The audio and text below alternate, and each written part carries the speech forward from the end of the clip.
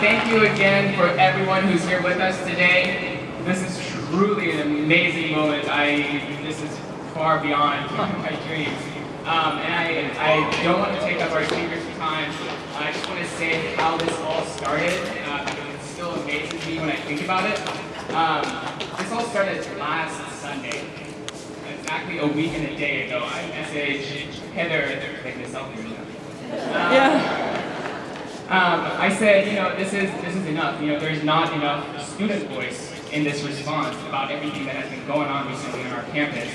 And within 2 hours, I think it was exactly 2 hours and 10 minutes, I checked yesterday, we had the Facebook page up for the meeting that we had on Tuesday. And that meeting itself was truly amazing. We had not just students, but faculty, staff, community members show up, and we brainstormed, and this is what came up with. And I'm speechless, really.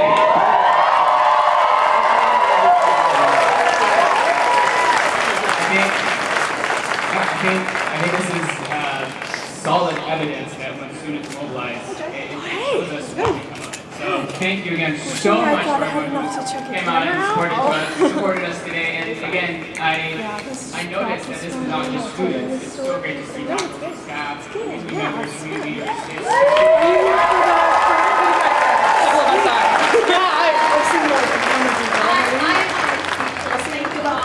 I really can't believe all of this.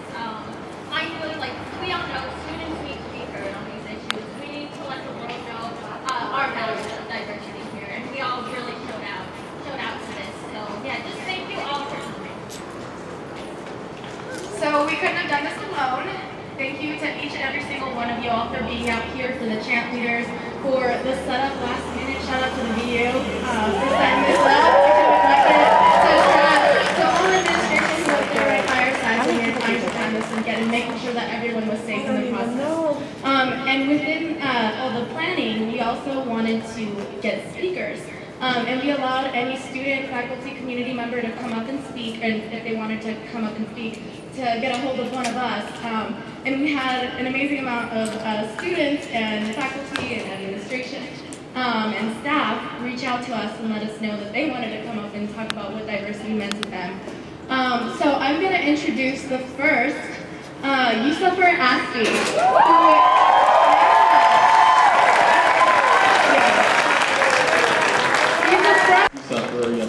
And I gotta say, it is an honor to have the opportunity to speak in front of you all today. And I gotta first start off by saying, when I was first asked the question, what does diversity mean to you? I wasn't sure how to answer it. See, my entire life I've lived in a diverse community, so I never really thought much of it. But now that I'm here at Western, I realize that a lot of students haven't experienced the benefit of being part of a diverse community. This is a problem because this is the time for many of us where we're learning some of our most valuable skills. And if it doesn't include interacting with individuals who are from different backgrounds and ethnicities, we won't be as prepared for the changing world. A world that's changing incredibly fast. If we look back at the last 50 years, we can see immense change. And I'm pretty sure that the next 50 years has great change in store as well. Vikings are slowly but surely becoming more diverse. So how do you prepare for a more diverse community, a more diverse university? Last Friday, I asked President Bruce Shepard, hypothetically speaking, if Western was demographically even 20 years from now, let's say 20% white, 20% black, 20% Latino or Hispanic, 20% Asian, and so on, would you consider that a successful university? He responded, no, because that's just statistical diversity. And he elaborated more in his answer, but I agree with him, and I'm glad I asked him the question, because I come from a fairly diverse high school, Chief Sealth International in West Seattle. And West Seattle, there we go. According to the NCDS, Chief Sealth is 32% white, 25% black, 21% Asian, 21% Hispanic, and 18% Asian. So statistically, Chief Sealth was diverse, but the connection between that 1,000 students wasn't very strong. So is it possible for a campus, a university of 15,000 students and 2,000 faculties to have a strong, diverse community? I think it is, because Western has a powerful community bond already. It's like, when I first got here, I realized it's like some kind of invisible, positive energy circulating this entire campus. I don't know what it is. There's more of it when the weather's better, like today, thank goodness, you know what I'm saying? But rain or sunshine, Western is an amazing place to be.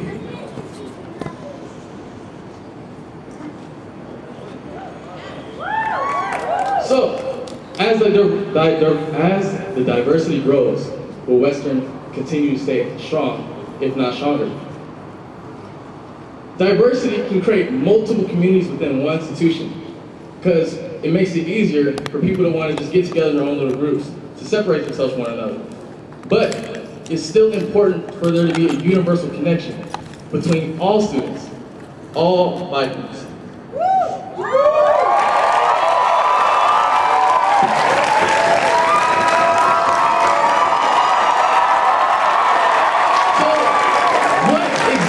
Is a Viking?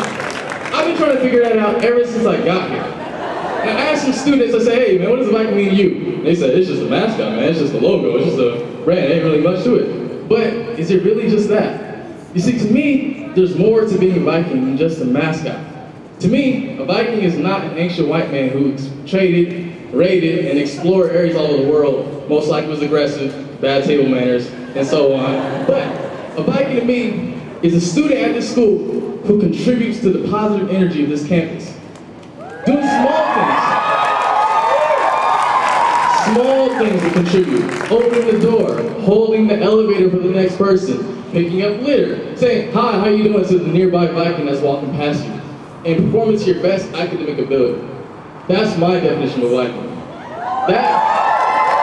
That's the definition of Viking that I want to share with incoming freshman students, so that way they continue to contribute to the positive energy of the school.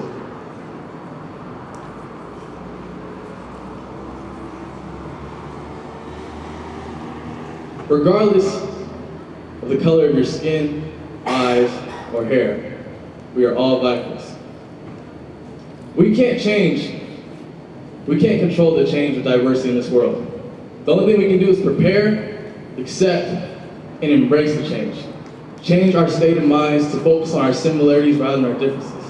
I took a sociology class in fall quarter, and I learned a lot of terms and a lot of the isms, racism, discrimination, and such, but I never heard a word that positively describes those who embrace one another, those that appreciate every opportunity to learn from one another's differences. So I created my own word, embracism, or being embraced. I want to be an embracist Viking. I want to be an embracist human. Okay? So that is my definition of diversity. A group of people that come together and practice their own form of embracism, regardless of any of your physical characteristics. You see, I don't agree with our current classification of race, the black race, the white race, the Asian race, the Hispanic race, and so on. I believe there's only one race, and that's the human race. A race that embraces one another. My name is Yusuffer, thank you.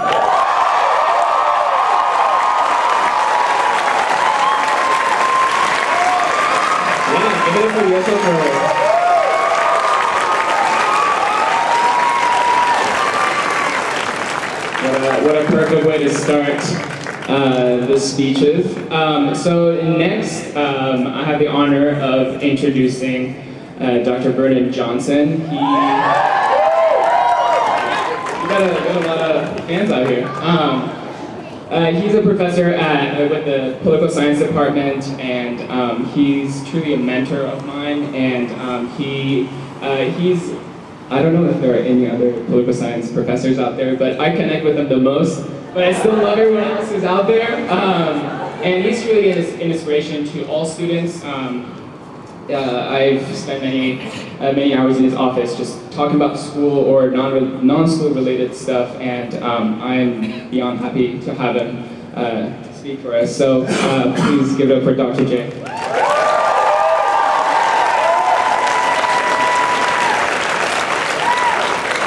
Yo!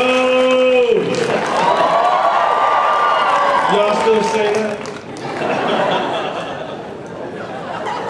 Hey Larry, where's that Larry spot? I don't know if I can do this in 5 minutes, Larry. I saw you standing over there. We come from that old school. Fortunately, I have a 2 o'clock class.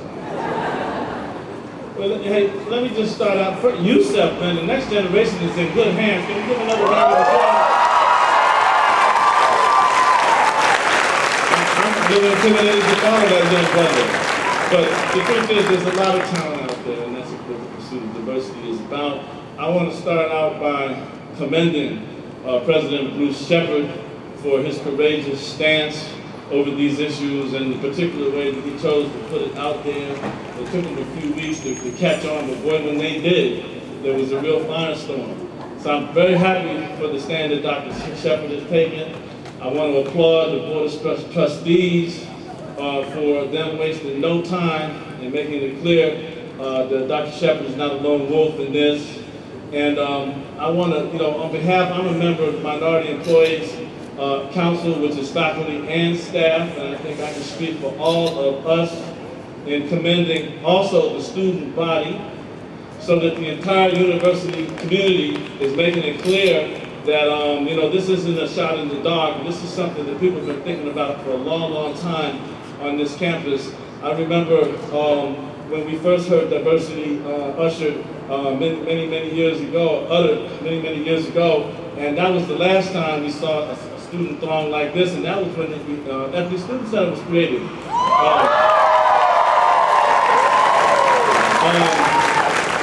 They occupied the president's office at that time, and Kristen French, I think, was sitting in there.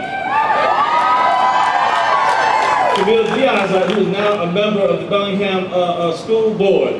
So you talk about diversity leading to empowerment. Camille's out there.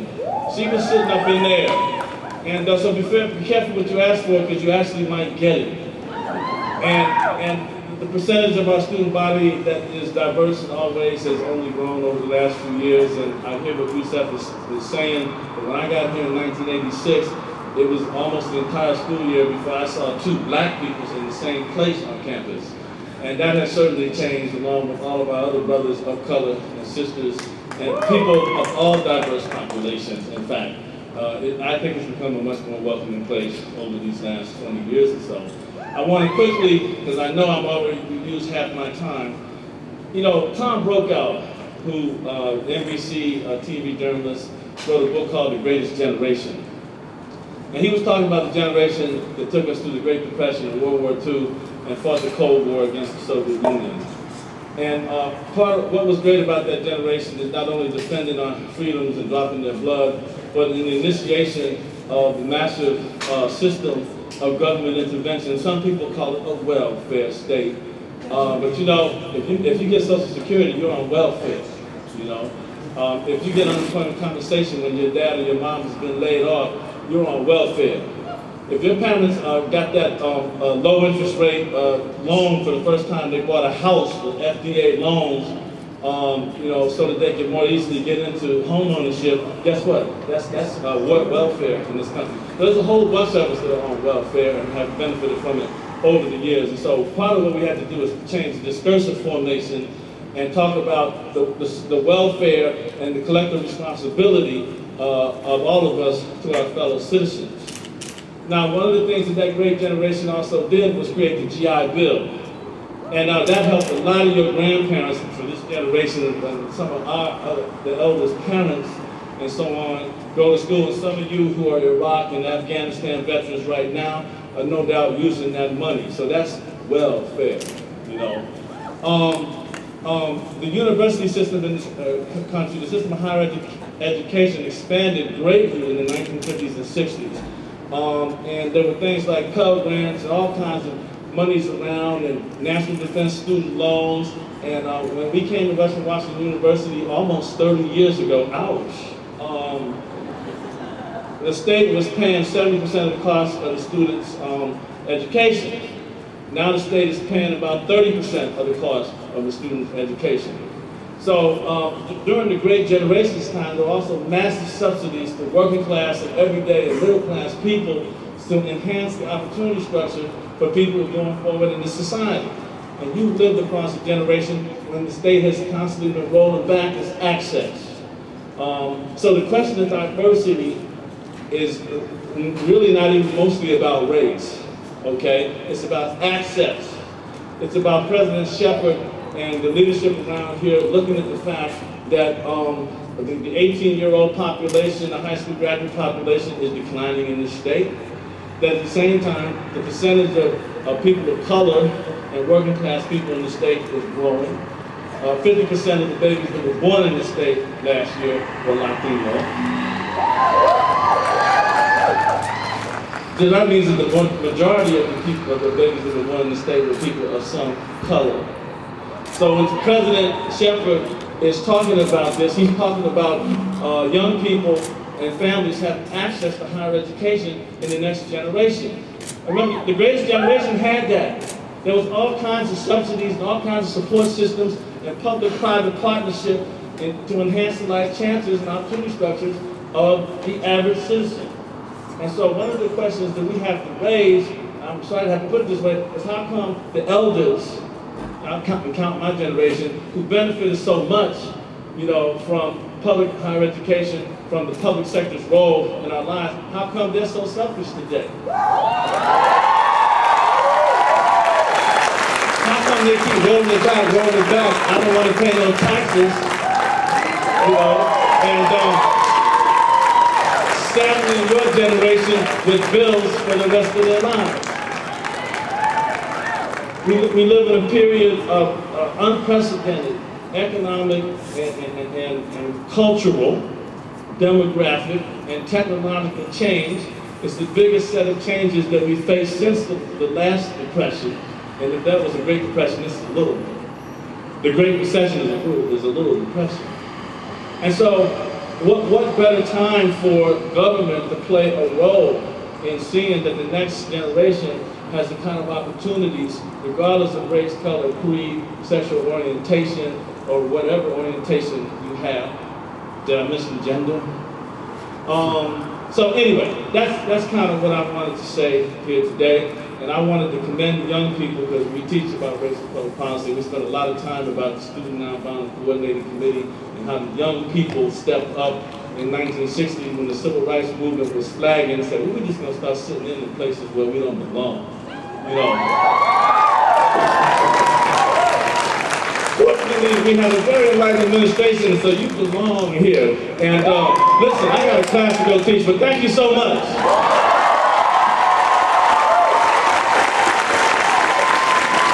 She's another one of my students who makes me so proud. Thank you, Dr. Jack. Give it up for Dr. Jack.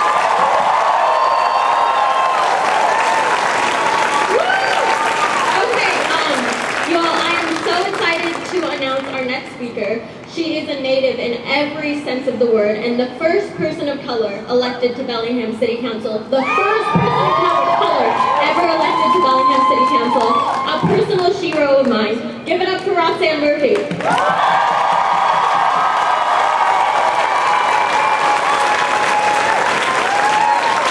It is beyond words to see so many of you here supporting something that I have fought for my entire life. If you ask me what diversity is, I can say it in one word. Diversity is everything. So I grew up as a foster kid in Federal Way, Washington, and I was adopted when I was 6. And, you know, statistics say that people who go through a number of adverse childhood experiences, they won't live to see 30. Everybody, I need you to know, I'm 38. Statistics because Native Americans don't graduate from high school. I didn't do just that. I earned my bachelor's degree and my master's degree. But you know, my parents gave me the greatest gift I could have ever had when they enrolled me in the Nooksack Indian tribe when I was 11. They taught me to be so proud of the fact that I'm not only Native, I'm also French, and I needed to carry both of those cultures forward in everything that I do, and that's what I fight for. But on a much lighter note, I went to Central Washington University. No, I'm not your enemy, I'm your friend. But I love the fact that freshman year, I moved into a dorm, me the Native, Lisa the black girl, and we had a hippie granola, and then we also had a girl that we called the prom queen. That's diversity! And these are the kinds of diverse experiences that were meant for higher education. I hope every dorm room has diversity like that. We learned so much from each other, we supported each other, we're a part of each other's lives to this day. But in order to get that kind of diversity, we have to get more cultural people into college. And one of the important things too is that once the cultural people get here, we have to do things to help them feel comfortable, to help them feel supported. Because I want you to think about how they represent their families, they represent their culture, and they have the ability to recruit better than any recruiter for any higher education institution. So one of the reasons I went to the Evergreen State College for my master's degree was because 2 of my tribal members had already done so. And so that was such an incredible set of experiences for me to go through. And I am so incredibly proud to say that there are at least 10 female Nooksack tribal members that have all earned their graduate degrees. That is diversity. And we're just trying to work to show that going to college isn't a choice, it's just simply what you do. But I fundamentally believe that every time a cultural person or a tribal member graduates from anything, it creates better days for higher education. It also creates better days on our reservations. My last major point about diversity is I think diversity is really exciting. I mean, look at this here today, and look at what this will accomplish as we all carry these values forward. So people in this community convinced me to run for Bellingham City Council, and that was a mighty scary thing. But this community supported me so extensively in the race, not just as an educated person, a female, but also a Native American from this area. I'm so grateful to say that this community elected me with 73% of the vote. Oh, Sienna, thank you.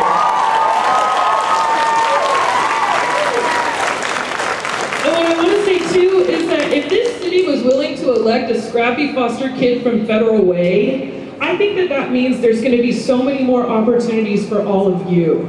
I really hope this is just one sign that the cultural, the social, and the political tides are starting to turn. This will create better days for all of you, and I hope and I pray to my ancestors that this will bring more diversity to this incredible higher education institution.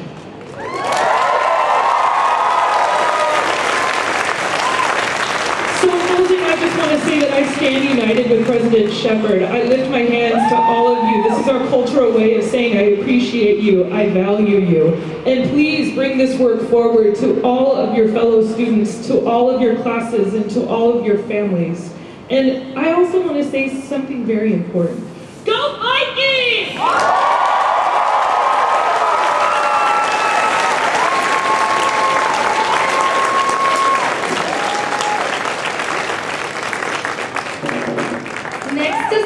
Is a student, second year in the geology department. He's a grad student, second year grad student, excuse me.